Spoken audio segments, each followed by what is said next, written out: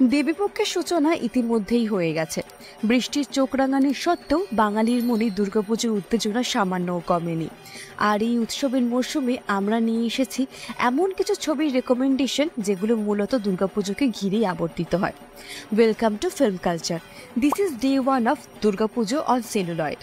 দুর্গাপূজার প্রেক্ষাপটে নির্মিত এই ছবি মূলত এক নারীর সাহসের কাহিনী। হৈমন্তী, যে তার নিজের উপর হওয়া অত্যাচারের পর চুপ করে থাকেনি এবং পরে যখন তার ছোট বোনের উপর সেই একই বিপদ নেমে আসে তখন সে নিজেই শক্তির রূপ ধারণ করে।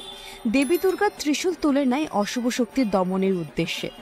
সিম্বলিক্যালি এটি শুধু ব্যক্তিগত প্রতিশোধ নয়, বরং অশুভ শক্তির বিরুদ্ধে দেবী দুর্গার জয়ের গল্প। সৌমিত্র চট্টোপাধ্যায়, ঋতুপর্ণা সেনগুপ্ত, শতাব্দী রায়, কোয়েল মল্লিক, কৌশিক সেন, বিপ্লব চ্যাটার্জির মতো অভিনেতাদের উপস্থিতি আর সলিড পারফরমেন্স ছবিকে আরও সমৃদ্ধ করে তোলে। ছবির নাম দেবীপক্ষ। রাজা সেন পরিচালিত দুর্গাপুজোর আবহে তৈরি এই ছবি শুধু প্রতিশোধের গল্প নয়, বরং এক নারীর সাহস, সমাজকে আয়না দেখানো আর আমাদের কালেকটিভ ফেথকে আবার নতুন করে অনুভব করার কাহিনী। Currently streaming on YouTube for free.